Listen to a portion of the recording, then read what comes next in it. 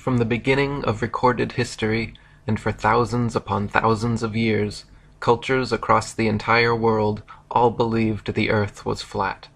Their various cosmologies and cosmogonies differed in slight ways, but their overall geographies and astronomies were incredibly consistent and in fact virtually identical. The earth was a stationary plane, void of any motion or curvature, flat across its entire expanse, except of course for hills, mountains, and valleys. The North Pole was the magnetic monopole center point of the flat Earth, with Polaris, the North Pole star, situated directly above. Polaris was the only motionless star in the heavens, with all the other constellations revolving perfect circles over the Earth every night. The stars were divided into two categories, known as the fixed stars and the wandering stars. The fixed stars were so called because they were observed then, as we can observe today, to stay fixed in their constellation patterns, night after night, year after year, century after century, never changing their relative positions. The wandering stars, what are today referred to as planets, were so called because they were observed then, as we can observe today, to wander the heavens, taking their own unique spirograph-like patterns, making both forward and retrograde motions over and around the Earth during their cycles. The sun and moon were both of equal size, and they too revolved over and around the motionless Earth, as immortalized in the Chinese yin-yang symbol. The sun and moon were much closer to Earth than supposed nowadays, and each shined with their own unique opposite lights, the sun's being warm, golden, drying, preservative, and antiseptic, and the moon's light being cold, silver, damp, putrefying, and septic. The sun and moon, as though connected to a magnetic maypole, made alternating spiral journeys over and around the Earth every year. The sun began its journey at the Tropic of Capricorn at the winter solstice, where it made its fastest and largest circle over the Earth. For the next 3 months, every day the sun slightly narrowed its path and slowed its speed until by the spring equinox the sun had spiraled its way from the Tropic of Capricorn to the equator. Then for the next 3 months, again every day, the sun continued to slightly narrow its path and slow its speed until the summer solstice, when the sun made its smallest, slowest circle around the Tropic of Cancer. Once the sun reached this innermost circle, like the ribbons and dancers around the maypole, the sun would then begin its opposing, widening, quickening journey back to the Tropic of Capricorn. For the next 3 months, every day the sun slightly widened its path and hastened its speed until the autumnal equinox the sun had spiraled its way from the Tropic of Cancer back to the equator. Then for the next 3 months again, every day the sun continued to slightly widen its path and hasten its speed until the winter solstice, when the sun made its largest, fastest circle around the Tropic of Capricorn, and the annual journey began again. The moon had a similar yearly path revolving over and around the Earth, but unlike the sun, which constantly changed its speed to keep a consistent 24-hour day, the moon's speed never changed, so depending on its latitude, the moon was observed then, as we can observe today, to take approximately 24.7 to 25 hours per cycle. This is why at different times and places during each month we can see the moon in the morning, afternoon, or night. This is also the origin of old fairy tales such as The Hare and the Hedgehog, or The Tortoise and the Hare. The hare, like the sun, begins the annual race full of energy, excitement, and ego, declaring himself the definite winner, and gets off to an immediate head start. Meanwhile, equally confident in his seemingly lesser abilities, the humble, slow, and steady tortoise moon begins as well, allowing the hare to lead. As the race carries on, the cocky hare tires and slows down, or takes a nap, at which point the tortoise overtakes him. This is analogous to the moon reaching the Tropic of Cancer before the sun each year and beginning its return journey.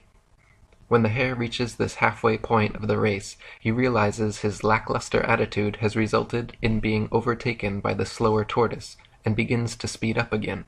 Then, for the remainder of the race, the sun picks up speed day by day, gaining on the moon, but ultimately losing as the slow and steady tortoise reaches the finish line before the hare and wins. So for ancient man, Earth and Polaris were the two immovable center points of the universe, around which the sun, moon, and other stars all revolved in a dome-like shape. Some cultures believed in a literal, physical, solid dome or firmament to which the fixed stars were bound. Other cultures mythologized the axis mundi as the world tree with Polaris at the center and all the other constellations forming the branches. In these flat Earth depictions, the North Pole occupied the center point, and south was all straight lines extending outwards from there.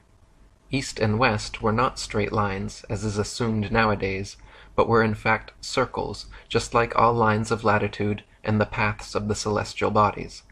The southern circumference of Earth was surrounded by a gigantic wall of ice 150 to 200 feet above sea level, holding the interconnected oceans in like a World Cup. Beyond the ice wall, some cultures claimed a firm barrier existed through which no human could penetrate.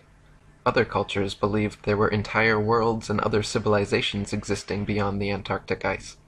Currently, and for the past half-century, there has existed an international Antarctic treaty preventing all independent exploration of Antarctica. Pre-approved guided tours exist which take visitors to a few coastal regions of Antarctica, but no independent exploration of the continent is allowed. Sailors like Jarl Andhoy have been caught attempting to explore Antarctica and threatened, turned around at gunpoint, fined, and jailed for violating this militarily enforced international treaty. As a result, the public currently has no way to confirm or deny the seemingly fantastical claims of ancient man concerning what may or may not exist at the southernmost extremities of the Earth.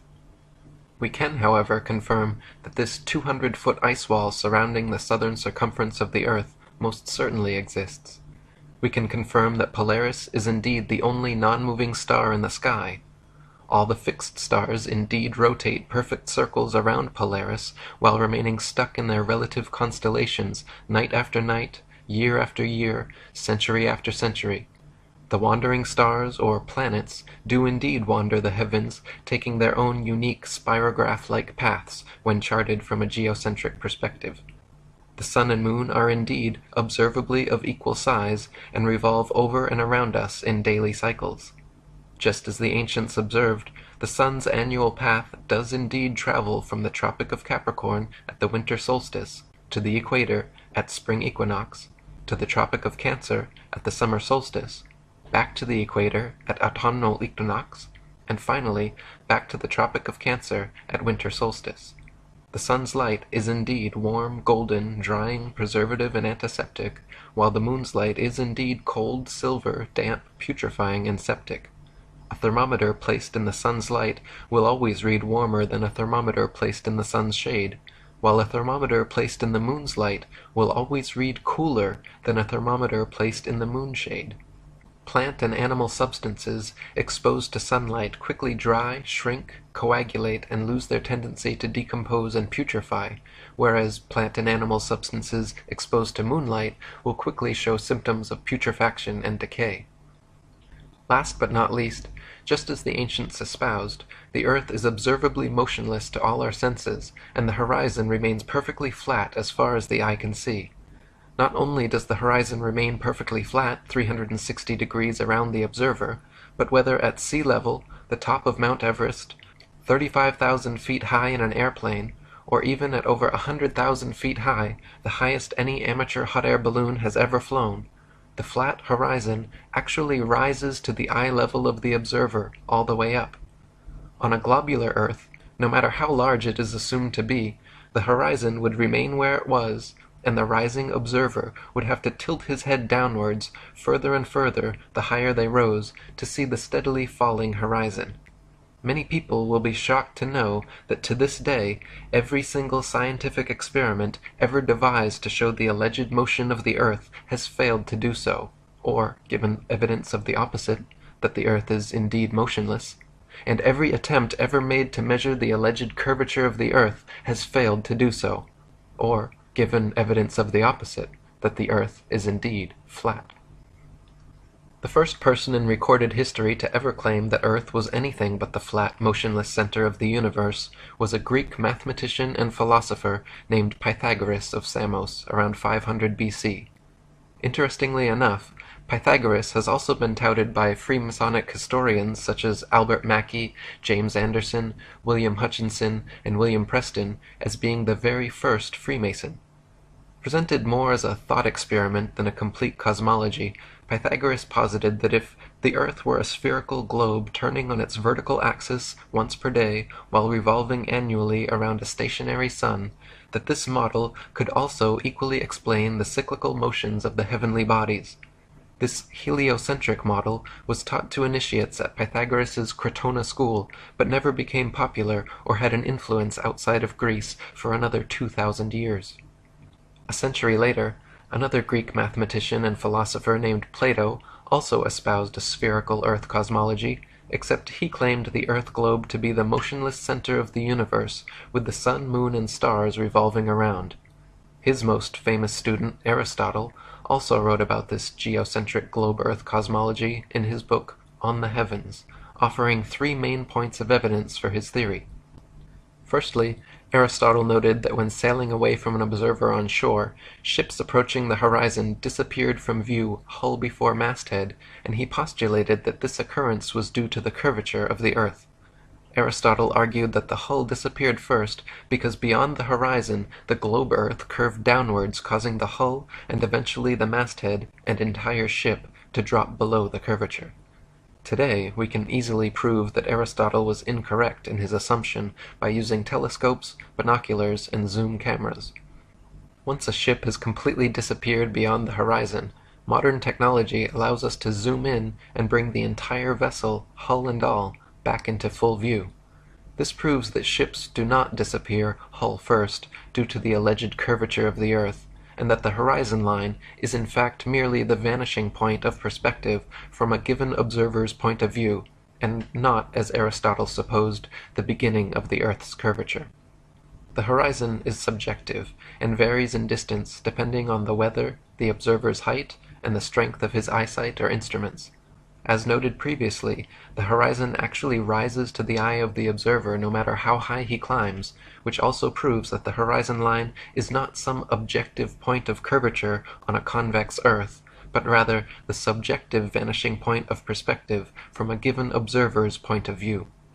Aristotle's second point of evidence offered for his spherical Earth theory was the Earth's round shadow cast on the moon during lunar eclipses. To this day, heliocentrists still offer this argument as proof of a spherical Earth, claiming that during lunar eclipses, the Sun, Earth, and Moon align in a perfect 180-degree syzygy like 3 billiard balls, causing the Sun to cast the Earth's shadow onto the Moon.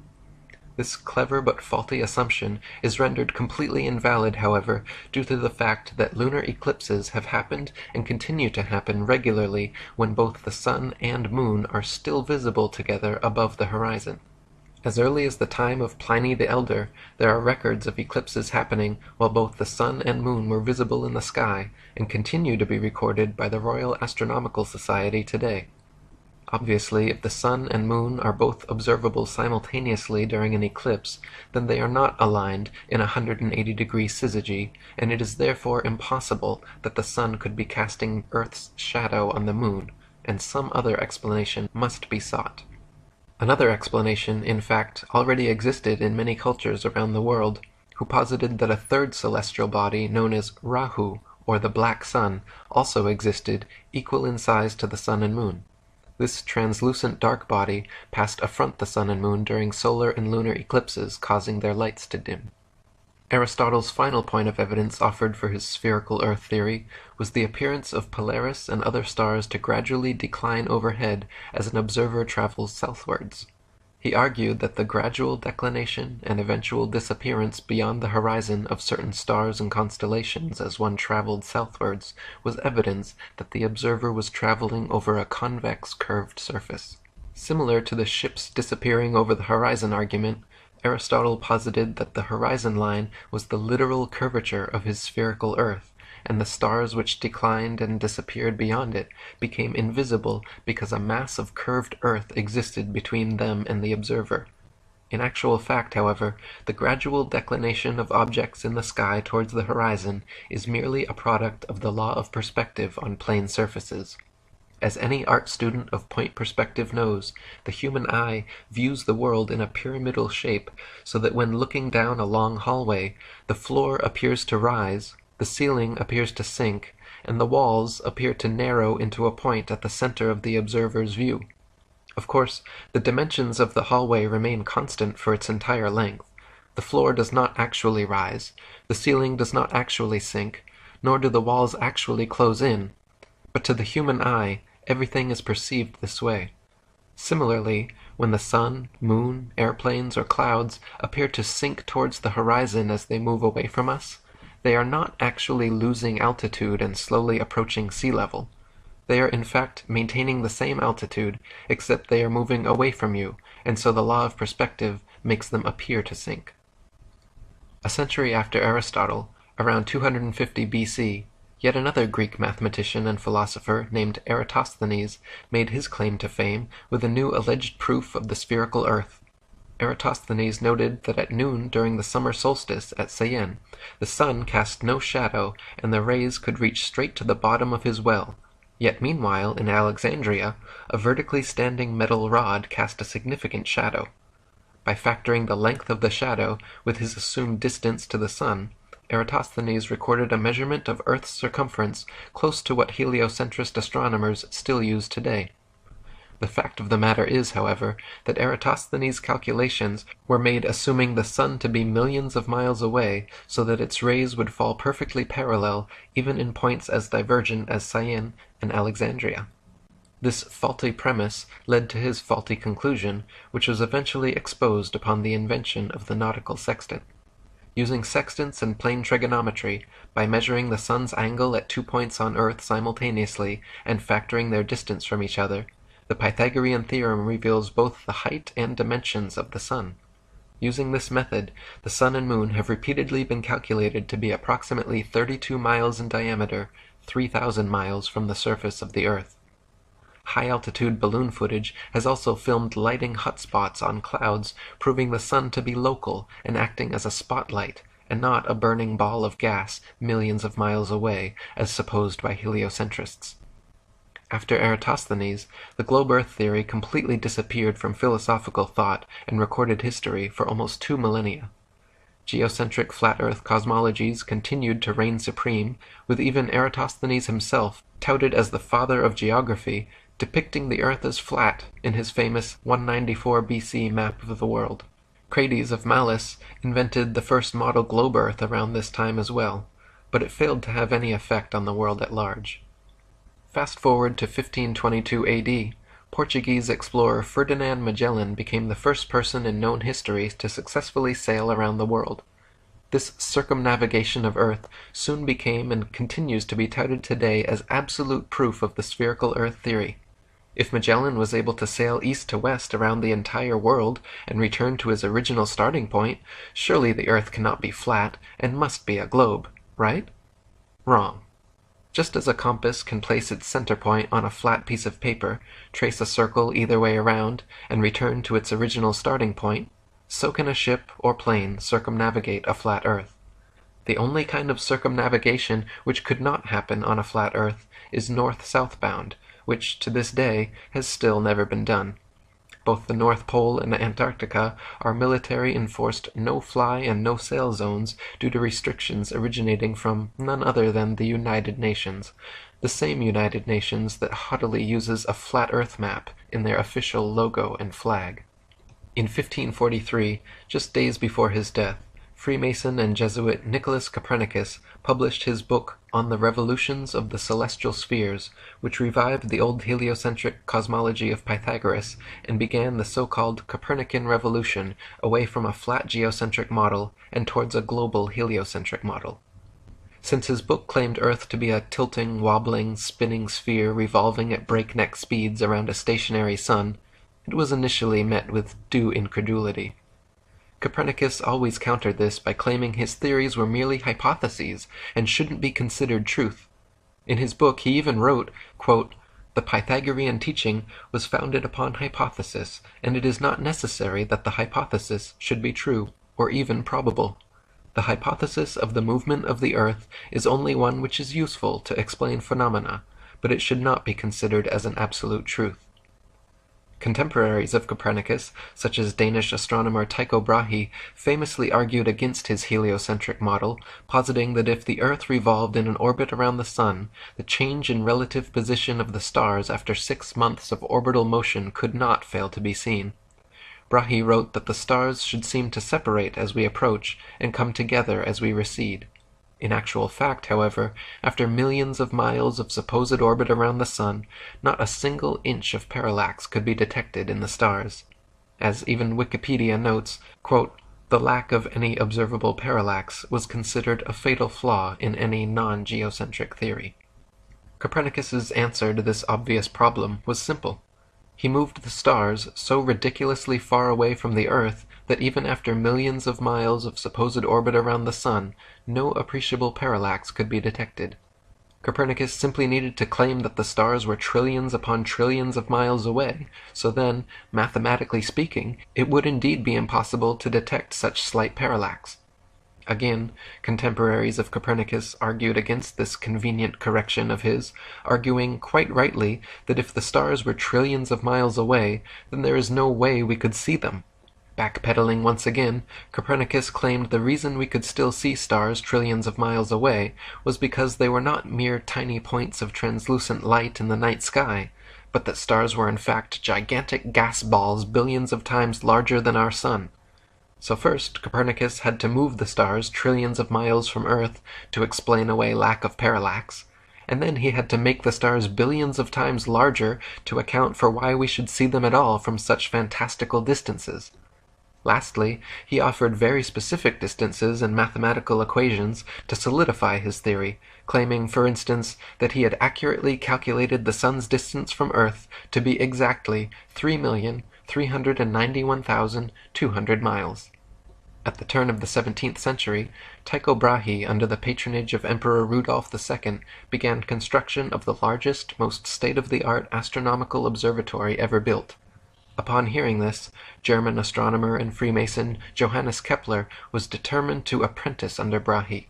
Even though Kepler championed Copernicus's widely disputed heliocentric globe-Earth theory, Brahe begrudgingly accepted Kepler as his apprentice based on his merit as an astute astronomer and mathematician. Brahe allowed Kepler access to the observatory, but guarded his data and findings from him completely, which frustrated and angered Kepler to the point of eventually culminating in a heated argument between the two of them, resulting in Brahe kicking Kepler out. After much amends and apologizing, a year later, Brahe finally forgave Kepler and accepted him back as apprentice. This time, however, Kepler was not content with his role as mere apprentice and soon proposed and secured a commissioned position on Brahe and Emperor Rudolph's new project, the Rudolphine Astronomical Tables. Less than a month later, Tycho Brahe mysteriously dropped dead, and Johannes Kepler was given access to all of Brahe's coveted data, free rein of the observatory, and became Emperor Rudolph's new official astronomer. Abundant circumstantial evidence and obvious motive have long fed speculation that Kepler actually murdered Brahe. Brahe was only 54 years old and in fine health when suddenly he became deathly ill and passed away. His official cause of death was reported as a bladder infection, but subsequent autopsies of his body revealed toxic quantities of mercury present on his mustache hairs, which has led many researchers to conclude he was poisoned. The 2004 book Heavenly Intrigue suggested that Kepler had indeed murdered Brahe to gain access to his data. Kepler himself never denied this, and he actually wrote, quote, "I confess that when Tycho died, I quickly took advantage of the absence or lack of circumspection of the heirs by taking the observations under my care, or perhaps usurping them." And so for the remainder of his life, Kepler worked at Brahe's observatory for Brahe's employer, using Brahe's data to further his Copernican theories, which Brahe had always criticized.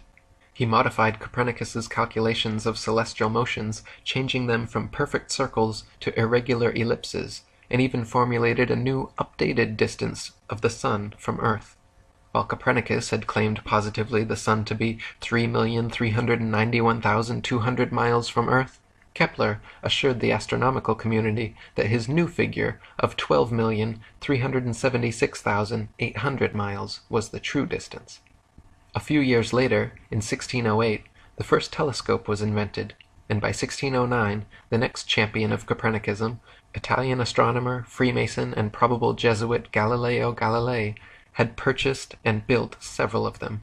Galileo improved upon the telescope's design, boosting the zoom capabilities from the original 3 times up to 30 times magnification, and in 1610 made the most important alleged discovery of his career. With his 30-time zoom telescope, Galileo claimed to have seen what he described as, quote, 3 fixed stars, totally invisible by their smallness, all close to Jupiter and lying on a straight line through it.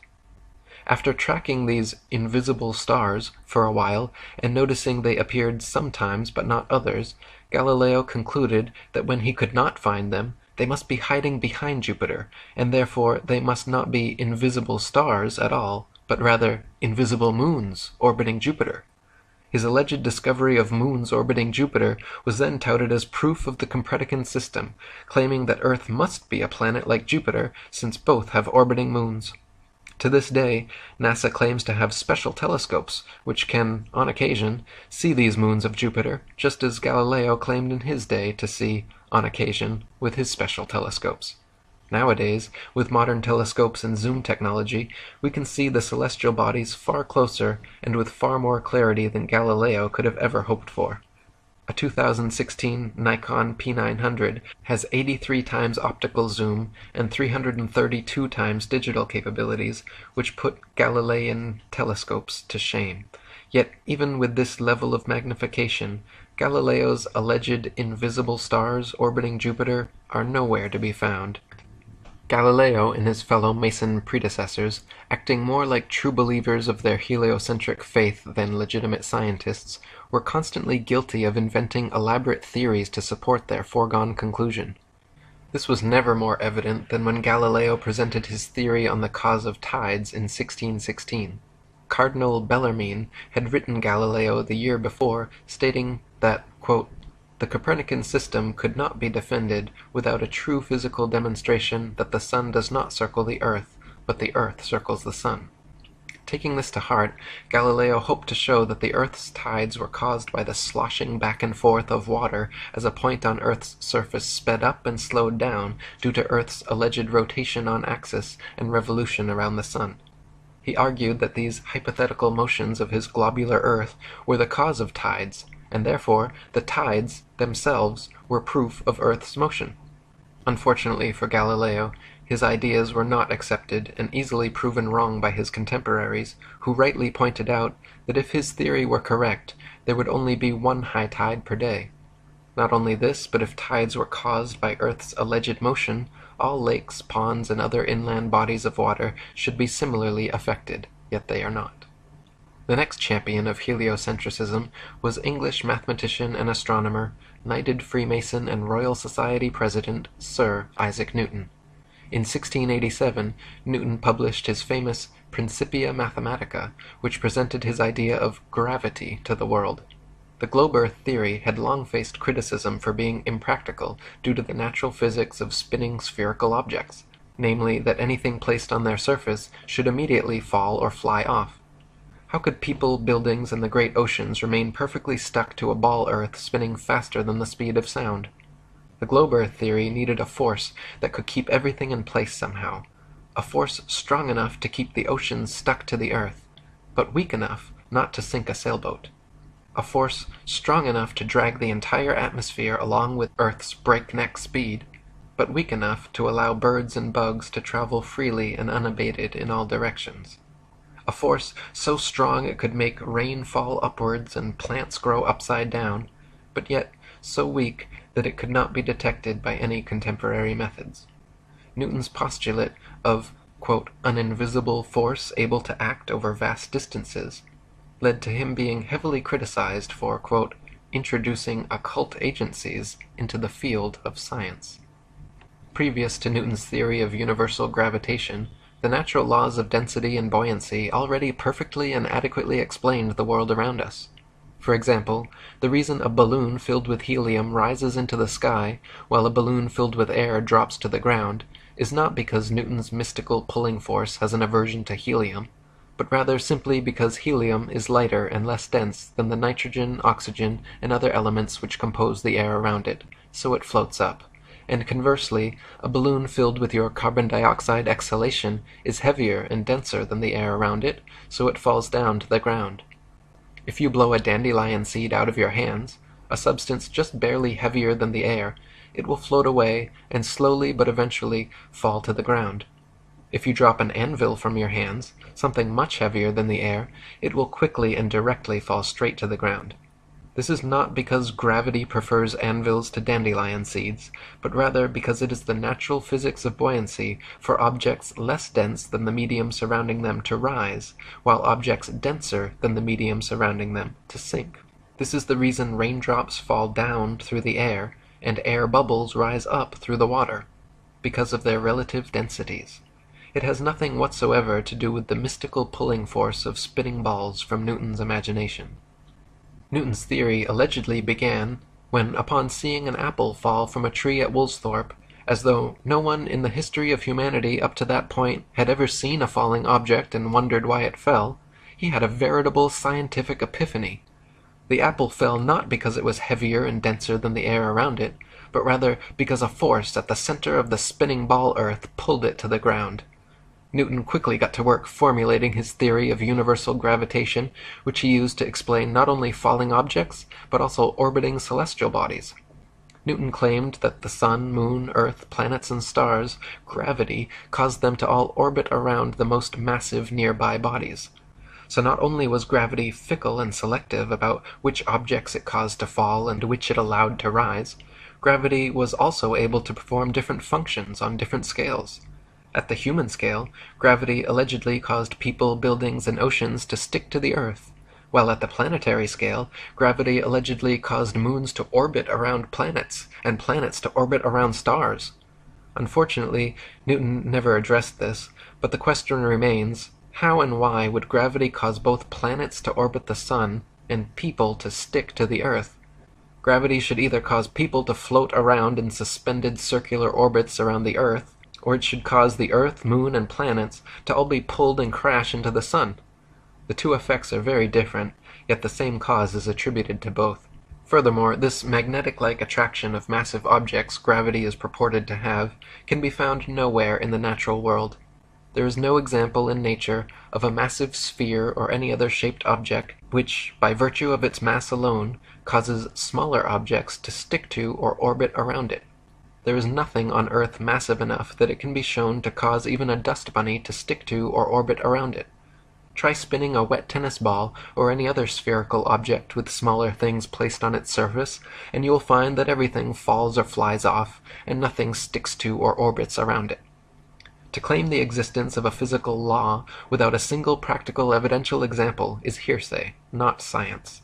By now, however, you are likely beginning to see that these Freemasonic heliocentric priests are less interested in science and truth than they are in propagating contrived evidences for their foregone conclusions.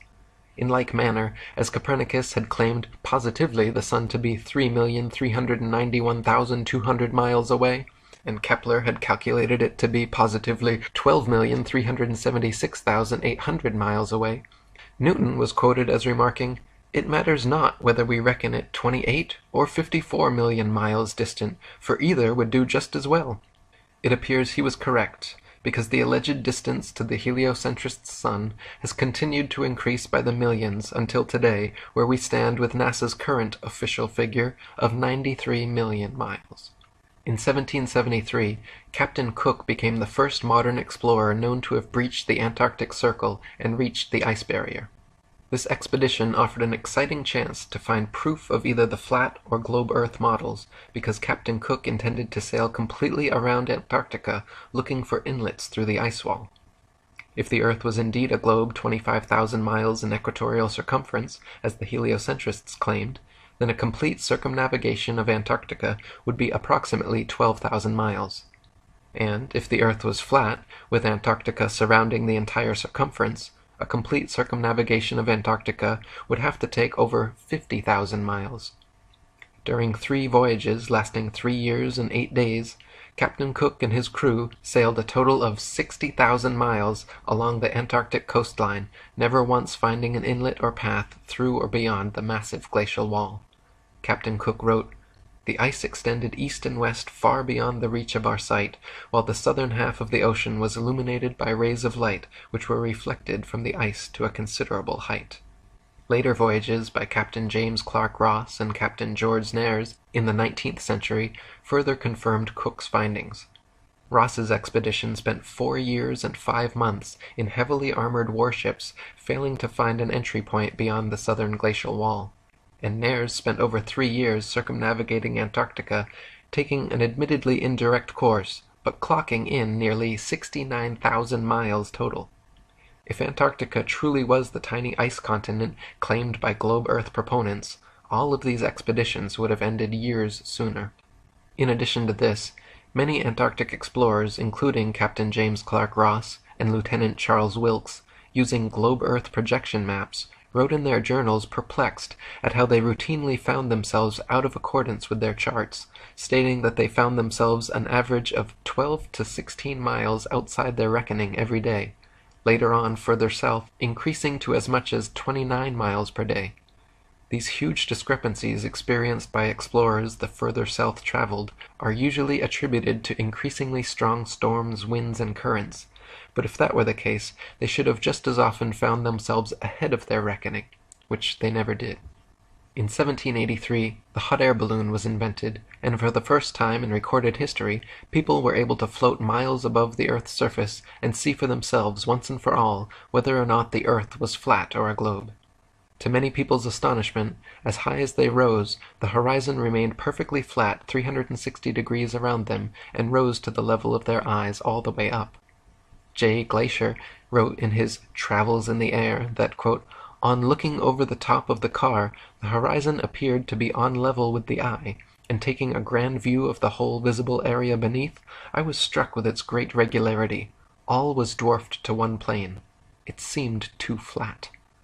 M. Victor Emmanuel, another hot air balloonist, wrote that, quote, "Instead of the earth declining from the view on either side, and the higher part being under the car as is popularly supposed, it was the exact opposite. The lowest part like a huge basin being immediately under the car, and the horizon on all sides rising to the level of the eye. As stated previously, this is only possible on a flat plane." It would be an entire century after Newton published his theories on gravitation before any scientific experiment was devised to attempt to prove its existence. In 1797, Henry Cavendish, the British scientist, Freemason, and wealthy grandson of the Duke of Devonshire, created an experiment which he claimed successfully proved the existence of gravity, measured its constant, and provided accurate figures for the exact masses of the Earth, Sun, Moon, and planets. How did Cavendish achieve this quantum leap for heliocentric pseudoscience? He fixed 2 large lead balls on opposite ends of a torsion balance and hung them from the roof of his shed. By watching and recording slight motions of the contraption via telescope through his shed window so his mass would not affect the reading, Cavendish claimed to have proven gravity. 2 small lead balls were hung near the large ones, and any motion observed towards one another was touted as being the influence of gravity. Now, the Cavendish experiment has been widely criticized by the scientific community because never in over 2 centuries since its creation has anyone been able to replicate it. Firstly, the balls simply do not always attract one another as they must for the so-called gravitational constant to be constant at all. Sometimes the torsion balance turns towards the balls and sometimes away, as it is impossible not to give some slight tremulous motion when interacting with it. Henry even complained in his notes how often as he was performing the measurement, the contraption was still in oscillation. Secondly, since his calculated force of gravity was 10 to the 39th power weaker than the force of electromagnetism, from which all material objects are composed, there is no control for the experiment which can factor out and positively differentiate the alleged gravitational force from the known stronger electromagnetic force. In other words, the balls could simply be attracting each other through static electricity, a known force existing in all things, billions of times stronger than gravity, and impossible to control for the experiment. Even though no one could replicate Cavendish's findings, the experiment went down in history as a great success and is still taught as veritable proof of universal gravitation in science textbooks today.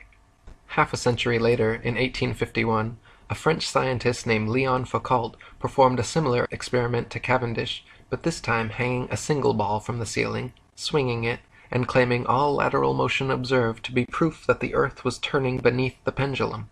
Since Foucault's original demonstration, these pendulums have regularly been swinging at museums and exhibition halls worldwide, purporting to provide everlasting perpetual proof of the heliocentric spinning ball Earth theory. The truth is, however, unbeknownst to most of the duped public, that Foucault's pendulum is a failed experiment which proves nothing but how easy it is for pseudoscience to deceive the malleable masses. To begin with, Foucault's pendulums do not uniformly swing in any one direction. Sometimes they rotate clockwise, and sometimes counterclockwise. Sometimes they fail to rotate, and sometimes they rotate far too much. Just like the Cavendish experiment, scientists who have attempted to replicate Foucault's findings have conceded time and again that, quote, it was difficult to avoid giving the pendulum some slight lateral bias at starting. In truth, the behavior of the pendulum actually depends on 1. The initial force beginning its swing, and 2. The ball and socket joint used, which most readily facilitates circular motion over any other. The supposed rotation of the Earth is completely inconsequential and irrelevant to the pendulum's swing. If the alleged constant rotation of the Earth affected pendulums in any way, then there should be no need to manually start pendulums in motion. If the Earth's diurnal rotation caused the 360-degree uniform diurnal rotation of pendulums, then there should not exist a stationary pendulum anywhere on Earth. Also in the mid-19th century, another Frenchman named Gaspard Gustave Coriolis performed several experiments showing the effect of kinetic energy on rotating systems, which have ever since become mythologized as proof of the heliocentric theory. His Coriolis effect is often said to cause sinks and toilet bowls in the northern hemisphere to drain spinning in one direction, while in the southern hemisphere causing them to spin the opposite way, thus providing proof of the spinning ball Earth. Once again, however, just like Foucault's swinging pendulums and Cavendish's hanging balls, sinks and toilets in northern and southern hemispheres do not consistently spin in any one direction. Sinks and toilets in the very same household are often found to spin opposite directions, depending entirely upon the shape of the basin and the angle of the water's entry, not the supposed rotation of the Earth. The Coriolis effect is also said to affect bullet trajectories and weather patterns as well, supposedly causing most storms in the northern hemisphere to rotate counterclockwise, and most storms in the southern hemisphere to rotate clockwise, to cause bullets from long-range guns to tend towards the right of the target in the northern hemisphere, and to the left in the southern hemisphere. Again, however, the same problems remain. Not every bullet and not every storm consistently displays the behavior, and therefore cannot reasonably be used as proof of anything. In the late 19th century, mostly thanks to the experiments, books, and lectures of an English inventor and author named Dr. Samuel Rowbotham, a flat Earth renaissance began sweeping the world. Rowbotham's findings, beginning with his 1864 book, Earth Not a Globe, an experimental inquiry into the true figure of the Earth, proving it a plane without axial or orbital motion and the only material world in the universe, caused quite a stir in the scientific community, and thanks to 3 decades of his effort, the shape of the Earth became a hot topic of debate around the turn of the 19th century. Dr. Rowbotham conducted several experiments using telescopes, spirit levels, and theodolites, special precision instruments used for measuring angles in horizontal or vertical planes. By positioning them at equal heights aimed at each other successively, he proved over and over the Earth to be perfectly flat for miles, without a single inch of curvature. In his most famous series of experiments, Rowbotham traveled to Cambridge, England, where there is a 20-mile canal called the Old Bedford, which passes in a straight line through the fenlands, known as the Bedford Level. The water has no interruption from locks or water gates of any kind, and remains stationary, making it perfectly suitable for determining whether any amount of convexity or curvature actually exists. If we were living on a ball Earth, every pond, lake, marsh, canal, and other large body of standing water, each part would have to comprise a slight arc or semicircle curving downwards from the central summit. If the ball Earth were truly 25,000 miles in circumference, as claimed by heliocentrists, then spherical trigonometry dictates the surface of all standing water must curve downwards an easily measurable 8 inches per mile, multiplied by the square of the distance. This means along a 6-mile channel of standing water, the Earth would have to curve 16 feet 8 inches downwards from one end to the other, and or dip 6 feet on either end from the central peak, depending where the measurement is taken.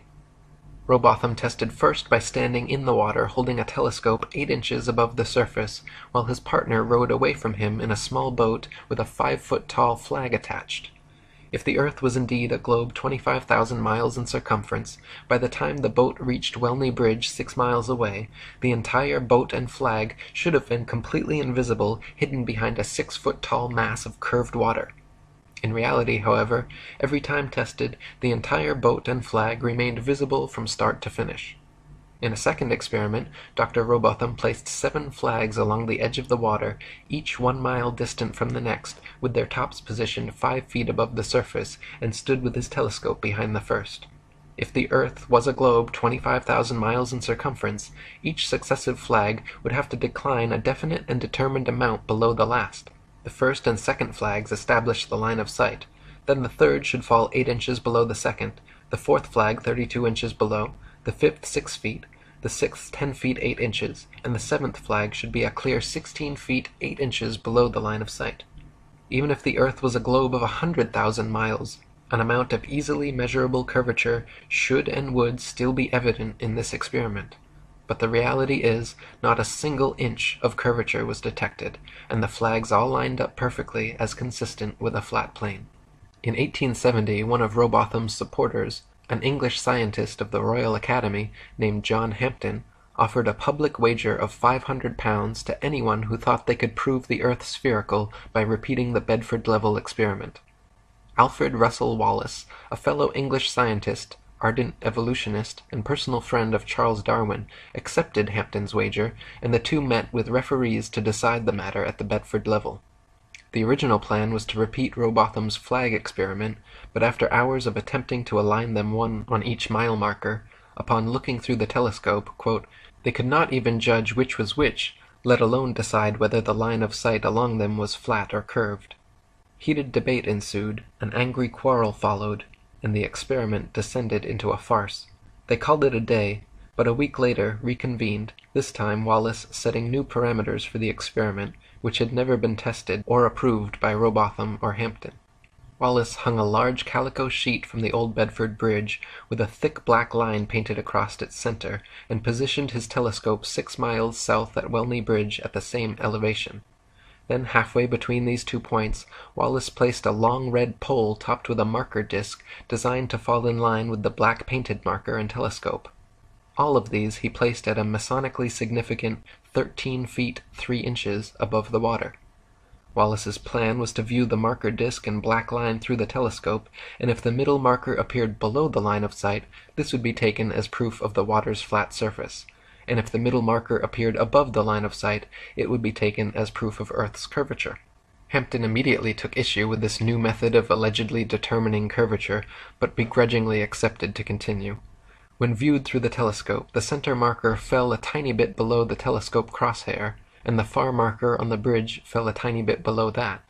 This result was not expected by either party, but Wallace quickly claimed it proof that the Earth was curving downwards, while Hampden claimed the results to be in accordance with the law of perspective over flat surfaces. This time an even more heated debate ensued, until Wallace refused to speak another word with Hampden, gave him the silent treatment, and even had the police escort Hampden from his hotel room before leaving town the following day. The referees for the wager decided in favor of Wallace, and the money was given to him. In response, Hampden immediately published a 16-page pamphlet denouncing Wallace as a liar and cheat, called "Is Water Level or Convex After All? The Bedford Canal Swindle Detected and Exposed." Another fellow English author and flat-earther, William Carpenter, also present during the experiment, wrote his equally scathing 30-page review of the swindle entitled "Water Not Convex, the Earth Not a Globe," demonstrated by Alfred Russel Wallace on the 5th of March, 1870. Hampden later took Wallace to trial and sued him for his £500. The court formally decided in favor of Hampden that the bet was invalid and returned his money in full. Next, Hampden immediately reissued his challenge to Wallace, increasing the wager to £1,000 and inviting Dr. Rowbotham to attend. This time the experiment would be conducted as Rowbotham had originally done, standing in the water with telescope held 8 inches above the water, observing a boat with a 5-foot flag attached sailing 6 miles away from Welch's Dam to Welney Bridge. When the day of the wager came, poor weather prevented them from completing the experiment, so they postponed, met more bad weather, and postponed again. On their third and final attempt, before heading home with the weather still overcast, they attempted the experiment. Unfortunately, shortly after reaching the halfway point, the boat became indistinguishable beyond the haze, and the bet was called off. The boat and flag were visible, however, for the entire 3 miles. In 2015, a group of flat earthers once again repeated Rowbotham's experiment at the Bedford level, with similar results. They detected no curvature and saw the boat beyond the halfway marker, but became obscured by poor weather before reaching the full 6 miles. In 1871, after getting massive amounts of pressure from the public to address these claims from flat Earth proponents, Royal Astronomical Society President George Airy devised an experiment which he hoped would once and for all prove Earth's axial motion and forever silence the rabble-rousing flat earthers. By first filling a telescope with water to slow down the speed of light inside, then calculating the tilt necessary to get the starlight directly down the tube, Airy planned to measure the speed of the telescope, and thereby the speed of the Earth, by extrapolating the amount of tilt needed to keep the starlight coming in straight. The experiment, however, would go down in history and forever be known as Airy's failure, because every time he repeated it, Airy found the starlight was already coming in the correct angle with no change necessary, proving that the stars move relative to a stationary Earth and not the other way around. Airy had meant to prove the heliocentric theory, but instead devised an everlasting proof of the geocentric model. In 1887, American physicists Albert Michelson and Edward Morley performed an experiment to determine Earth's speed through space, or what was then called the ether. By passing light through 2 pathways, one in the direction of Earth's alleged motion and the other at right angles to it, the light traveling with the Earth should have taken longer to return than light traveling at right angles to it. To the surprise of Michelson, Morley, and the scientific establishment, however, no difference whatsoever was detected, even after repeating the experiment several times in different places. To attempt to patch up this glaring problem, the heliocentric establishment created the Fitzgerald-Lorentz contraction, which actually had the gall to claim that the light pathway going the same direction as the Earth became physically shorter during the experiment so that the time to return became equal to the other pathway. The implications of Michelson and Morley's experiment were so detrimental to the spinning globe Earth myth that they were forced to concoct this ludicrous backpedaling explanation, which even Arthur Miller denounced, calling it a physics of desperation. After Samuel Rowbotham's death, Lady Elizabeth Blunt, an English author, flat earther, vocal vegetarian, and anti-vivisectionist, founded the Universal Zetetic Society, which attracted thousands of members and published a journal called The Earth Not a Globe Review for several decades. Many other prominent flat earthers of the time also continued doing their best to spread the word. John Hampton continued publishing his own work and reprinted all of Samuel Rowbotham's material. In 1885, William Carpenter published his famous 100 Proofs Earth is Not a Globe. In 1892, Alexander Gleason released his New Standard Map of the World as It Is, which remains to this day one of the most accurate flat Earth maps ever created. He had hopes it would completely replace globes and Mercator maps the world over, but unfortunately his map's influence was short-lived. The next year, in 1893, Gleason published his flat Earth tome entitled Is the Bible from Heaven? Is the Earth a Globe? Does Modern Science and the Bible Agree? Which gave many flat Earth proofs and also explained his wonderful map. In 1899, the South African flat Earth author Thomas Winship published his excellent work, Zetetic Cosmogony, evidence that the world is not a rotating revolving globe, but a stationary plane circle. 1903 marked the beginning of airplane travel, which, had it been invented in Copernicus's era, would have destroyed his spinning ball Earth fantasy long before takeoff. When hot air balloons were first invented, people were told the reason they cannot simply float in the air and wait for the spinning ball Earth to bring their destinations to them was because gravity somehow stuck the entire atmosphere and everything in it in place, dragging it along at 1,000 miles per hour so uniformly that we can't see it, feel it, hear it, or measure it in any way. Once airplane technology evolved so that we could fly at comparable speeds to the Earth's supposed rotation, however, it became immediately apparent that the Earth and its atmosphere could not be constantly rotating 1,000 miles per hour west to east. Simply put, if the Earth were constantly spinning eastward 1,000 miles per hour, then airplane flight durations going eastwards versus westwards would be significantly different. If the average commercial airliner travels 500 miles per hour, it follows that westbound equatorial flights should reach their destination at approximately 3 times the speed as their eastbound return flights. In reality, however, the differences in east and westbound flight durations usually amount to a matter of minutes, and nothing near what would occur on a 1,000-mile-per-hour spinning ball Earth. For example, flights eastward with the alleged spin of the ball Earth from Tokyo to LA take an average of 10.5 hours. Therefore, the return flights westwards against the alleged spin should take an average of 5.25 hours, but in actual fact take an average of 11.5 hours. Also of note, if Earth were a globe, there are several flights in the southern hemisphere which would have the quickest, straightest path over the Antarctic continent, such as Santiago, Chile to Sydney, Australia.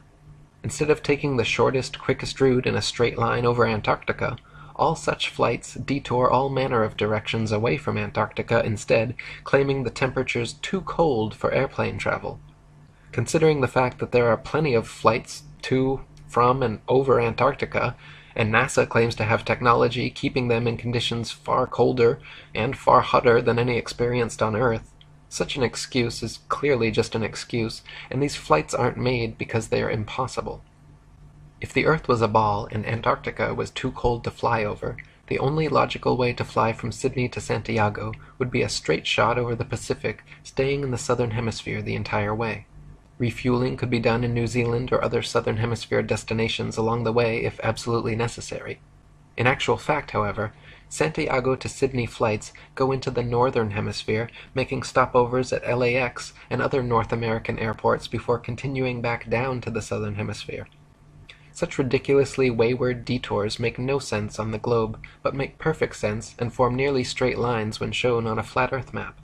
On a ball Earth, Johannesburg, South Africa to Perth, Australia should be a straight shot over the Indian Ocean, with convenient refueling possibilities on Mauritius or Madagascar. In actual practice, however, most Johannesburg to Perth flights curiously stop over either in Dubai, Hong Kong, or Malaysia, all of which make no sense on the ball, but are completely understandable when mapped on a flat Earth. A casual study of other South Hemisphere flight paths and stopover points will prove to even the most staunch skeptic the clear illegitimacy of globe map projections.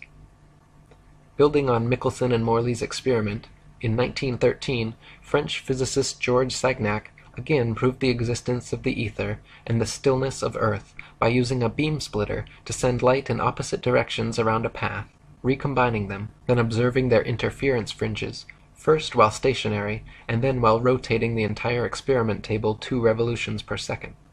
The changes in interference patterns between the moving and non-moving trials proved that the light, and therefore the Earth, was stationary.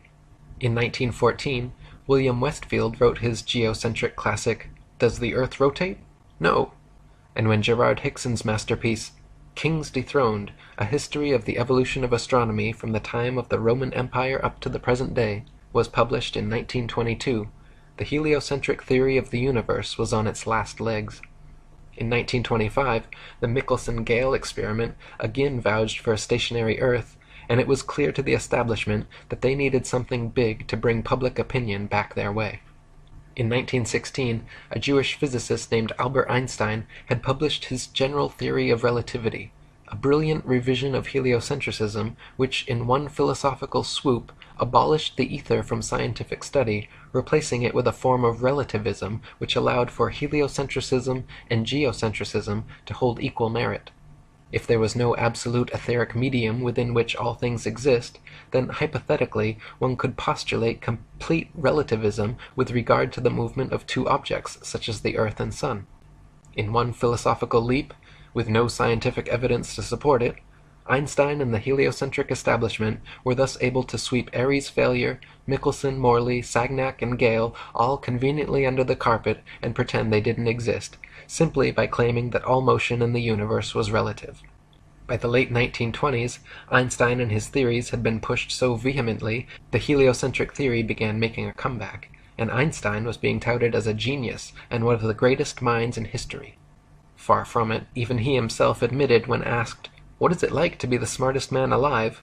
responded by saying, "I don't know, you'll have to ask Nikola Tesla," a true genius who in no way supported Einstein's relativity or the heliocentric theory. Einstein was even caught lying when he originally claimed to have never even heard of the Michelson-Morley experiment, but later admitted that he had indeed created special relativity with the intent of abolishing the ether and nullifying the Michelson-Morley result. By the 1930s, an eccentric Christian flat-earther named Wilbur Glenn Voliva was attracting widespread publicity around the world thanks to his American lecture tours and daily radio broadcasts from his personal station, which could be heard all the way to Australia. Voliva famously founded and built Zion City in Illinois, a town of 6,500 people, all of whom were Christian flat-earthers. Zion City even had its own schools and churches which taught flat-earth cosmology. In the spirit of Robotham and Hampton, throughout his life, Voliva offered an open-ended wager of $5,000 to anyone who thought they could disprove the flat Earth. Until his death in 1942, there were no takers. After the Second World War, Operation Paperclip brought hundreds of top German rocket scientists and physicists into the United States, and beginning in the late 50s employed them in NASA, the National Aeronautics and Space Administration. Meanwhile, the Russian space program was also forming, and a so-called space race between America and Russia ensued. The geostationary communications satellite was first imagined in a 1945 proposal by Freemason science fiction writer Arthur C. Clarke, and supposedly became science fact just over a decade later. In 1957, Russia allegedly launched the first satellite named Sputnik into low Earth orbit, followed in 1958 by America's Explorer 1. Nowadays, there are supposedly upwards of 20,000 such satellites constantly orbiting the Earth. They are allegedly floating around in the thermosphere, where temperatures are claimed to be upwards of 4,530 degrees Fahrenheit. The metals used in satellites, however, such as aluminum, gold, and titanium, have melting points of 1,221, 1,948, and 3,034 degrees respectively, all far lower than they could possibly handle. People even claim to see satellites with their naked eyes, but this is ridiculous considering they are smaller than a bus and allegedly 100+ miles away. It is impossible to see anything so small that far away. Even using telescopes, no one claims to discern the shape of satellites, but rather describes seeing passing moving lights, which could easily be any number of things, from airplanes to drones to shooting stars or other unidentified flying objects. The fact that they are geostationary means they would not appear to move through the sky anyway, but rather be perpetually stuck in the exact same place all day every day. So-called satellite phones have been found to have reception problems in countries like Kazakhstan with very few cell phone towers. If the Earth were a ball with 20,000+ satellites surrounding, such blackouts should not regularly occur in any rural countryside and deep ocean areas. Also, satellite TV dishes, which existed for years before satellites were supposedly invented, are almost always positioned at a 45-degree angle towards the nearest ground-based repeater tower. If TV antenna were actually picking up signals from satellites 100+ miles in space, most TV dishes should be pointing more or less straight up to the sky. The fact that satellite dishes are never pointing straight up and almost always positioned at a 45-degree angle proves they are picking up ground-based tower signals. Before satellites, radio, television, and navigation systems like LORAN and Decca were already well established and worked fine using only ground-based technologies. Nowadays, huge fiber-optic cables connect the internet across oceans, gigantic cell towers triangulate GPS signals, and ionospheric propagation allows radio waves to be bounced all without the aid of the science fiction bestseller known as satellites. Also in the late 50s, a sign maker from Dover, England named Samuel Shenton, in the spirit of Robotham and Lady Blunt's Zetetic Society, created IFERS, the International Flat Earth Research Society, and began giving lectures on television, in newspapers, to youth clubs and schools about our flat, motionless Earth.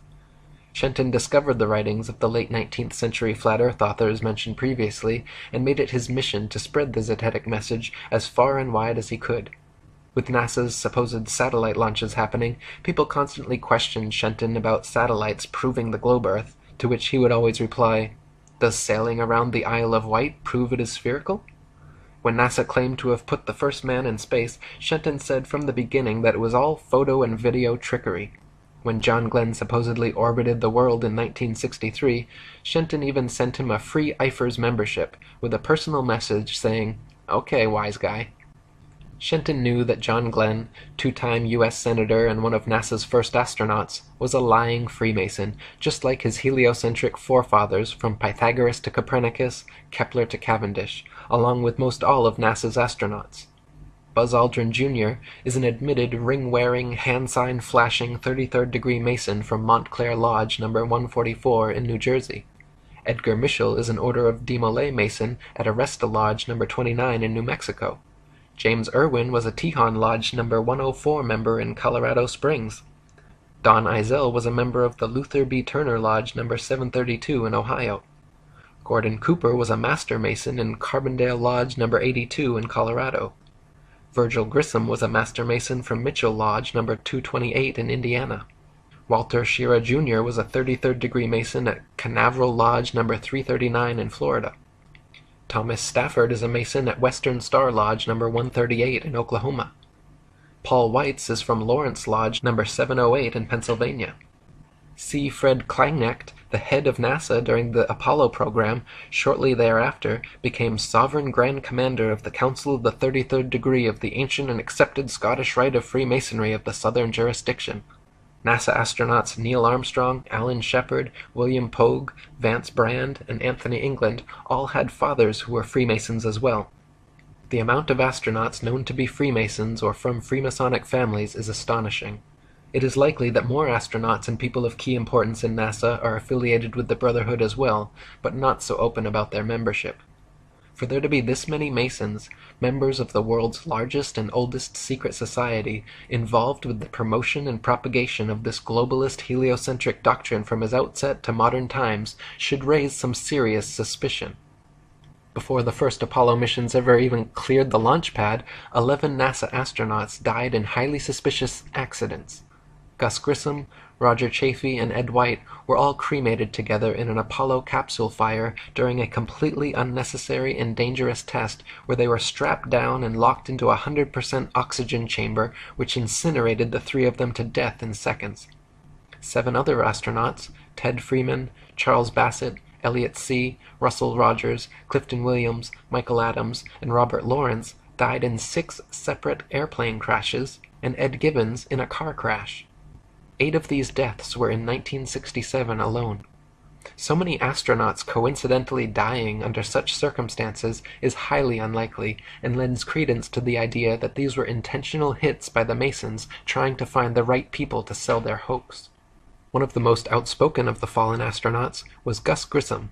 By 1967, Grissom had become increasingly irritated and vocally negative about NASA's chances of ever landing a man on the moon. He stated the odds were pretty slim, and famously hung a lemon on the Apollo capsule after it repeatedly failed safety testing procedures. Grissom threatened to go public with his complaints about the LEM, and even told his wife Betty, quote, "If there ever is a serious accident in the space program, it's likely to be me." Right after his murder, government agents raided Grissom's house before anyone had been informed about the fire or his death. They removed all his personal papers and his diary, never to be returned. From 1969 to 1972, the Freemasons at NASA claimed to have landed 6 of their Apollo missions on the moon. With this ingenious deception, a bit of rocket technology, a bunch of lying Freemasons, and photographs taken through a round window, with this one psyop, NASA managed to convince nearly everyone on Earth that they live on a spinning ball. However, in the documentary A Funny Thing Happened on the Way to the Moon, you can watch official leaked NASA footage showing Apollo 11 astronauts Buzz Aldrin, Neil Armstrong, and Michael Collins for almost an hour using transparencies and camera tricks to fake shots of a round Earth. They communicate over audio with Control in Houston about how to accurately stage the shot, and someone keeps prompting them on how to effectively manipulate the camera to achieve the desired effect. First they blacked out all the windows, except for a downward-facing circular one, which they aimed the camera towards from several feet away. This created the illusion of a ball-shaped Earth surrounded by the blackness of space, when in fact it was simply a round window in their dark cabin. Neil Armstrong claimed at this point to be 130,000 miles from Earth, halfway to the moon, but when camera tricks were finished, the viewer could see for themselves the astronauts were not more than a couple dozen miles above the Earth's surface in a high-altitude plane. These images showing a globular world soon became the Freemasons' most valuable tool in altering public perception about the shape of the Earth. Since the original so-called blue marble image, NASA has provided the public with many more pictures and videos showing a globe Earth, touting veritable photographic proof that Pythagoras' 2,500-year-old theory was finally validated. When seen with a skeptical eye, however, professional photoanalysts have dissected several NASA images of the ball Earth and found undeniable proof of computer editing. For example, images of the Earth allegedly taken from the moon have proven to be copied and pasted in, as evidenced by rectangular cuts found in the black background around the Earth by adjusting brightness and contrast levels. If they were truly on the moon and Earth was truly a ball, there would be no need to fake such pictures. When NASA's images of the ball Earth are compared with one another, the coloration of the land and oceans and relative size of the continents are consistently so drastically different from one another as to prove beyond any reasonable doubt that the pictures are all fake. NASA has many alleged photographs of the ball Earth which show several exact copy-and-pasted duplicate cloud patterns. Cheeky graphics artists have even placed things like faces, dragons, and the word sex into cloud patterns over various ball Earth pictures. One recent Pluto picture clearly has a picture of Disney's Pluto the dog layered into the background. On a clear afternoon, during a waxing or waning moon cycle, it is possible to see the blue sky right through the moon. For centuries, stars and planets have often been seen and recorded, even by the Royal Astronomical Society, to have been seen through the moon. If the moon is translucent enough to see objects through it, it cannot be the solid, spherical planetoid claimed by NASA and modern astronomers. Samuel Shenton, president of IFERS, was quoted before the Apollo supposed moon landing, stating that stars have been seen through the moon. The astronauts had better be ready to come right back, because there isn't anything much to land on. Besides Shenton, many of the first people to unequivocally call out the NASA moon landings as being a staged hoax were professional photographers. When the official NASA photographs of the moon are closely examined, it is clear that many were taken inside a studio using repetitive backgrounds, artificial lighting, wires, and cranes. Award-winning British photographer David Percy, photo analyst and historian Jack White, photographer and Nexus magazine publisher Marcus Allen, and many others all put their professional reputations on the line to expose NASA's so-called photographic evidence. None of the Apollo missions brought any extra studio lighting with them on the lunar lander, so the sun should be the only light source on the moon, and in all pictures taken there. In that case, the light should only come from one direction, and all shadows should be cast in the opposite direction. However, in dozens of official NASA photos, there are shadows being cast in up to 3 directions simultaneously, often at up to 90-degree angles, which can only be the result of multiple light sources not present on the moon. Several pictures even show overhead spotlights reflecting in astronauts' helmets and multiple lens flares originating from 2 or more light sources. Analyzing several images from the 6 missions shows repeated background features, the exact same hills, dunes, and craters, being used over and over again in supposedly different places on the moon, as well as visible foreground and backdrop lines indicative of a studio set. In images from Apollo 11, Buzz Aldrin can be seen wearing different color gloves and different length boots in pictures that were supposedly taken within minutes of each other. If Buzz was really in the vacuum of space in a pressurized spacesuit, he certainly would not have had the time or reason to depressurize and repressurize his suit just to make such fashion adjustments. Some pictures show the lunar rover with no tracks anywhere around it. Others show rover tracks all over the foreground while it is yet to be unpacked and unloaded. A couple pictures even show what appear to be sneakers and a lady's heel tracks on the moon, in addition to the astronauts' boot prints. Another glaring mistake is that none of NASA's images or videos show stars in the background as they should, just complete blackness, likely because exact star maps as they should appear from the moon would be nearly impossible to fake. The testimony of different astronauts on different missions, in their autobiographies and interviews, just muddies the water even more, some of them bragging about the, quote, astonishingly brilliant light of the stars, and others saying they, quote, don't remember seeing a single star while on the moon. Such inconsistencies, and the fact that none of NASA's moon pictures feature stars or planets in their appropriate positions, should raise a red flag that these astronauts were not on the moon. Many pictures of the sun on the moon are clearly spotlights and not the sun. Some images show studio lighting lens flares or studio lighting reflecting off a black background. One image clearly shows a shadow on the ceiling of space as the lunar lander lifts off. Many images show shadows of reticule crosshairs suspended in air over a print underneath, proving them to be doctored and not originals as claimed. Images of the lunar lander supposedly on the moon shows a pathetic 1969 attempt at creating high-tech futuristic-looking equipment using what appears to be construction paper, gold foil, scotch tape, and metal shower rods. The idea that the piece of junk shown in these official NASA photographs flew to the moon and back is so ludicrous it's laughable. Close-ups of the lunar lander footpads show them without a speck of dust on them and without a burn print under its 10,000-pound thrusters, like it was just gently set down in place. NASA scientists in their own documents were worried about the LEM falling into its own massive burn radius, yet there it sits with no burn print and spotless clean pads. Even the astronauts' boot prints made deep impressions on the moon dust, yet the lander's 10,000-pound thrusters left not a trace, no blast hole, and no dust on the pads. When the video evidence is examined, even more anomalies are found. In certain frames, light pings can be seen reflecting off overhead stage wires attached to astronauts' backpacks. In one Apollo 16 clip, an astronaut falls to his knees and is quickly jerked back up to his feet by what can only be an unseen wire hoisting him straight upwards. One of the more obvious video anomalies is how several Apollo missions show American flags flapping around in the non-existent space wind. The moon is supposed to have no atmosphere, and so the flags should remain perfectly still, but can often be seen moving quite boisterously. Another interesting video anomaly is discovered by playing NASA's moon footage at 2x speed, then watching the astronauts walking, running, jumping, or cruising around on their little buggy. Without the speed adjustment, there is a low-gravity illusion, as the astronauts seem to float, drift, and glide slowly and smoothly along. But once they are seen at 2x speed, it becomes clear that they are in, quote, normal gravity, walking, running, jumping, and cruising at normal speeds. They simply reduced the play speed by 50% in post-production, and voila, instant moon motion. Not only is the Apollo video record fraught with fraud, but NASA claims the original Apollo 11 videos have conveniently disappeared from their records so no one can analyze them for authenticity. You heard correctly.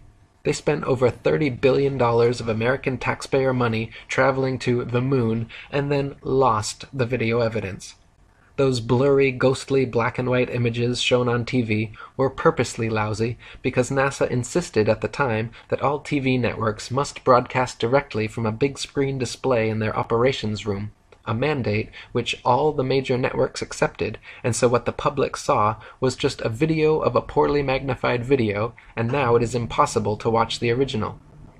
Not only have the Apollo 11 originals disappeared, but NASA claims to have lost all original audio tapes from the Apollo missions, and that their contractors have lost all prints and plans for the lunar rover, LEM lander, and Apollo ship engines. It even recently came out that when curators at Amsterdam's Rijksmuseum investigated their moon rock, personally given to them by Armstrong and Aldrin in 1969, they found that it was actually just a worthless piece of petrified wood from Earth. In 1970, Freemason and philosophy professor at St. Thomas's University Leo Ferrari created the Flat Earth Society of Canada, which he soon shortened to simply the Flat Earth Society. Unlike Samuel Shenton's International Flat Earth Research Society in every way, Leo Ferrari's Flat Earth Society treated the entire subject as a deadpan joke, making a mockery of it, and even creating several intentionally false flat Earth arguments. For example, Leo Ferrari would always bring a pumpkin-sized rock with him during interviews and lectures, claiming he brought the stone back from the edge of our flat Earth. He would say, with a huge smirk on his face, how his boat had fallen over the edge, but he was luckily saved by hanging onto this rock. Clearly, treating our flat Earth in this tongue-in-cheek way discouraged people from taking the matter seriously, and creating this fake Flat Earth Society was the Freemasons' way of mitigating Shenton's Eifer's genuine threat to their global deception. In 1971, Samuel Shenton passed away, and the American former airplane mechanic Charles K. Johnson took his place as president of Eifer's. Charles and his wife Marjorie, like Lady Blunt and many of the original Zetetic Society members, were not only flat earthers, but outspoken vegetarians and anti-vivisectionists. Charles and Marjorie maintained a periodical called The Flat Earth News for many years, where they printed articles about NASA's lies, geocentricity, flat Earth, and vegetarianism. Unlike Leo Ferrari and his mock society spreading disinformation, Charles Johnson was a genuine voice speaking out against the evils of the world. In 1974, when Johnson heard of Ferrari's budding organization, he decided to contact him and wrote a cordial letter requesting further information about his society, to which Ferrari never replied. 2 years later, Johnson wrote another polite letter saying how he was delighted by the prospect of a like-minded campaigner, and said how it was a very happy day when he learned of Ferrari's society. Quote, "I feel sure at the core we cannot be too far apart in aims," Johnson wrote. "I do try to practice what I preach, to think and seek and search out reasonable ideas and concepts." He closed saying that he could hardly wait to hear from Ferrari and hoped very much he would please reply. After 6 months without a response, Johnson wrote one more time explaining again his sole purpose to enlarge his view and getting and holding on to the facts, which would benefit himself and in time the rest of the world. He requested a reply and a copy of Ferrari's FES magazine. In conclusion, Johnson signed, "Thanks from the bottom of my heart," in advance, but warned that if Ferrari insisted on ignoring him once again, quote, "I will then know for sure that you are some kind of enemy of the flat earth work." Eventually Ferrari did reply this time, but not with a message or magazine as requested. He simply enclosed an FES paid application form. Johnson investigated Ferrari's organization further and found that he was using, quote, "the flat earth idea as a gimmick to entertain and promote the atheistic society." From then on, Johnson worked hard to expand his Eifers and constantly for the rest of his life exposed Ferrari's FES, calling him a false prophet, guilty of muddying the waters of truth. Near the end of his life, tragically, Johnson's house burned down, along with all the flat earth materials he and Shenton had collected over their lifetimes. Until his dying day, Johnson claimed the fire to be the result of arson by a NASA agent he had seen snooping around. Apparently finished with their moon landing propaganda, starting in 1976, NASA began faking Mars landings instead. To begin with, the planets, formerly known as wandering stars, are not terrestrial Earth-like habitations capable of landing anything on. The sun, moon, and stars are all simply luminaries, celestial lights relatively close to Earth, and not something tangibly solid that humans could ever walk on. This is painfully obvious to anyone with functioning eyeballs and a telescope or Nikon P900 camera, but NASA continues to this day to publish thousands of fake CGI images claiming to come from Mars. Even assuming Mars was an actual spherical desert planet as NASA claims, it is impossible for them to have safely landed the probes based on their own trials and statistics. They say the surface pressure on Mars is only 0.3% the surface pressure on Earth, and equivalent to the pressure at about 23 miles above the Earth. There is not enough air matter at that pressure, however, to provide any lift for opening up the parachutes NASA uses to land its Mars probes. No parachute ever devised has been able to successfully deploy at that altitude. They simply stream straight back, then never fill the rest of the way down. Joe Kittinger's record highest, fastest, and longest parachute dive from the Earth's upper atmosphere had him free-falling from only 19 miles high for 15 minutes at 767 miles per hour, and his drogue chute proved useless and offered no deceleration. Yet NASA would have us believe, for example, that Phoenix's parachute managed to somehow slow it down from 12,738 miles per hour to 123 miles per hour in just 2.86 minutes before its final landing.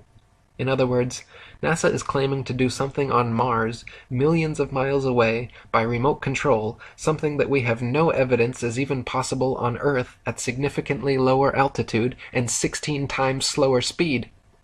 To this day, NASA continues to fake Mars landings, and more government space agencies around the world, including Russia, China, Japan, France, India, and others, are following the same Freemasonic model of fleecing their populations of taxpayer money to fund programs that provide the public nothing but propaganda. NASA and other space agencies' rocket launches never even go straight up. Every rocket forms a parabolic curve, peaks out, and inevitably starts falling back to Earth. The rockets which are declared successful are those few which don't explode or start falling too soon, but make it out of range of spectator view before crashing down into restricted waters and recovered. There is no magic altitude where rockets or anything else can simply go up, up, up, and then suddenly just start free-floating in space. This is all science fiction illusion created by wires, green screens, dark pools, some permed hair, and zero-G planes. In 1998, NASA claimed to have sent up their first piece of the ISS, International Space Station. They have been caught, however, time and again with air bubbles forming and floating off in their official outer space footage. Astronauts have also been caught using scuba space gear, kicking their legs to move, and astronaut Luca Parmitano even almost drowned when water started filling up his helmet while allegedly on a spacewalk. It is admitted that astronauts train for their spacewalks in underwater training facilities like NASA's Neutral Buoyancy Lab, but what is obvious from their space bubbles and other blunders is that all official spacewalk footage is also fake and filmed underwater. Analysis of many interior videos from the International Space Station have shown the use of camera tricks such as green screens, harnesses, and even wildly permed hair to achieve a zero-gravity type effect. Footage of astronauts seemingly floating in the zero gravity of their space station is indistinguishable from Vomit Comet zero-G airplane footage. By flying parabolic maneuvers, this zero-G floating effect can be achieved over and over again, then edited together.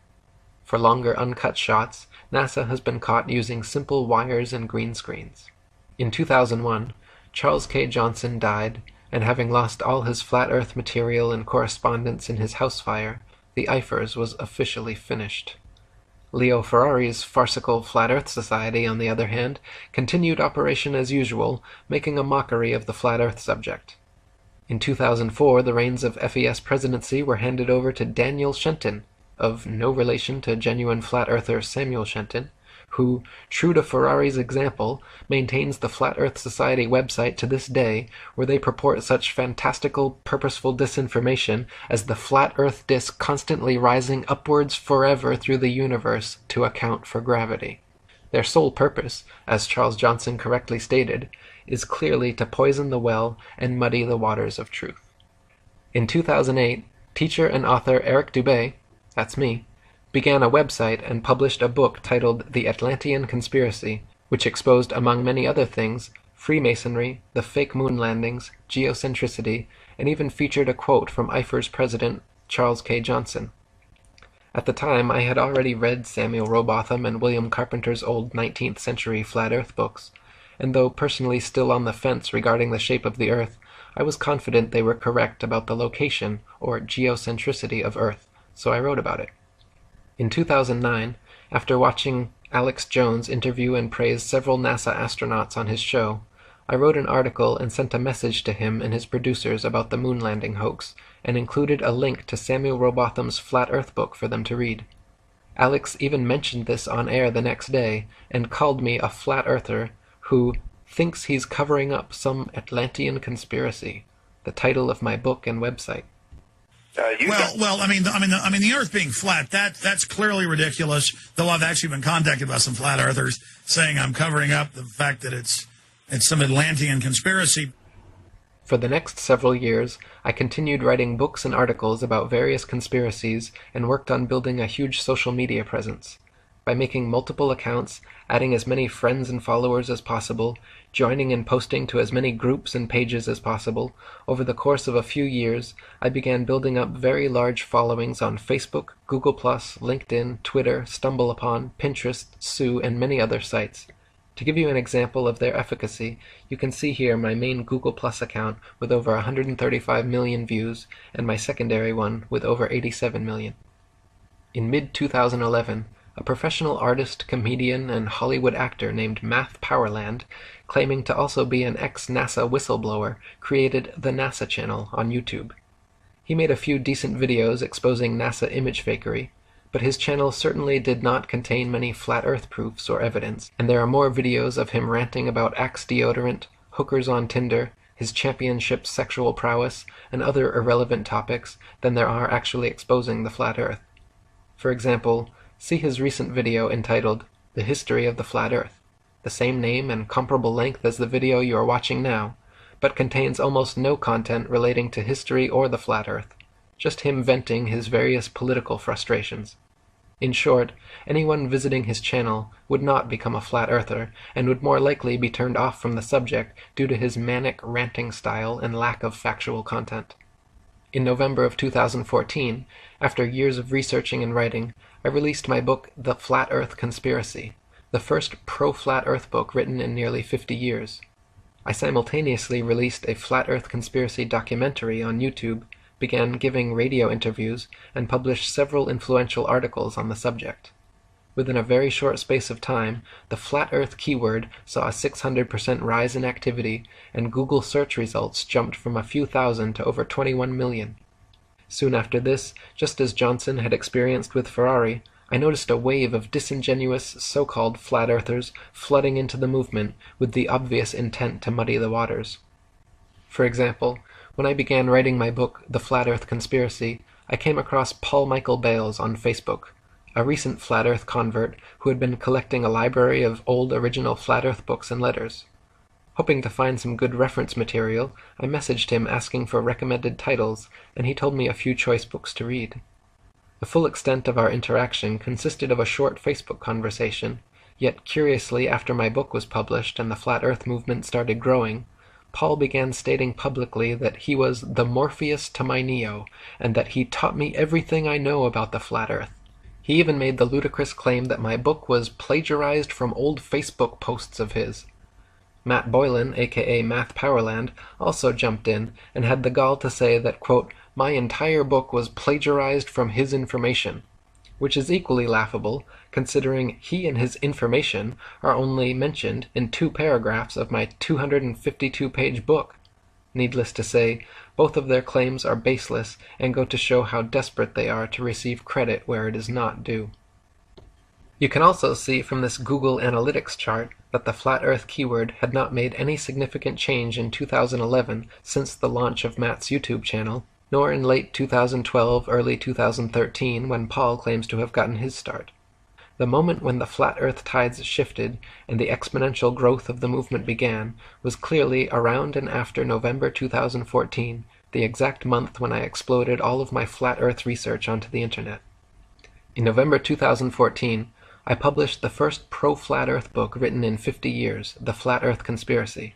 I also published several popular articles on the subject, uploaded the most popular flat earth conspiracy documentary on YouTube, began giving radio interviews, and soon restarted Charles Johnson's IFRS, the International Flat Earth Research Society, and published my most successful book ever, 200 Proofs Earth is Not a Spinning Ball, which has now been translated into 12 foreign languages and read by millions worldwide. These simultaneous actions, my intentional exploding of credible flat earth information onto the internet all at once, which I had been preparing for the entire year before, are undoubtedly the catalyst behind the exponential growth curve seen beginning here. Later on, around March 2015, recent flat earth convert Mark Sargent came out of nowhere, began uploading new flat earth videos every day, uploading new interviews several times per week, got offered his own radio show, started being heralded by many as the king of flat earth, and credited with starting the modern flat earth revival. At first I was glad to have him on board, until the cracks began to show and the clear disinformation campaign began. Mark claimed the moon and stars were holographic projections, maintained by alleged dome builders, who keep us inside a Truman Show enclosed structure, among much other nonsense. He even lied about me in several interviews, including one where he claimed that I promoted the idea of a constantly rising flat Earth to account for gravity, when in fact I constantly expose this false concept as being disinformation. Mark was, and continues to be, the Leo Ferrari to my Charles Johnson. In fact, Mark has even bragged several times about being a card-carrying member of Ferrari's farcical organization. By New Year's Eve 2016, our new IFers had gained over 3,000 members and was receiving 50,000 hits monthly when it was suddenly and without warning or explanation deleted from the internet. As the administrators and myself quickly worked on salvaging our material and creating a new site, the obvious parallels to Johnson losing everything in his NASA agent-initiated house fire were noteworthy. Around the same time, 2 disingenuous Flat Earth channels issued 2 fraudulent copyright strikes against me, which I managed to overturn by filing legal counterclaims against them. YouTube itself began a program of regularly unsubscribing old subscribers of mine and lowering view counts of popular videos.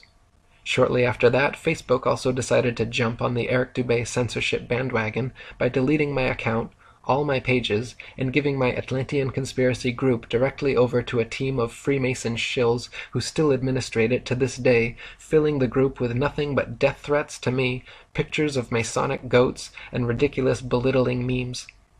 After re-registering for new accounts and accumulating my friends lists again, Facebook has now deleted 2 more profiles, and I am currently on my 4th, still trying my best to spread the word. In 2016, the movement continued to grow, with many more genuine flat earthers taking up the reins and exposing the truth online, as well as many more disingenuous shills continuing to poison the well with misinformation. The new IFers began thriving with more monthly visitors than ever before. Many new Flat Earth YouTube channels began creating and mirroring excellent content. Now, at the turn of 2017, I am truly pleased with the rapid growth of this wonderful Flat Earth movement, and I encourage everyone to please help speak out, share this video, and spread the good word, as we look forward to a future where humanity is finally free from this grandest of all deceptions.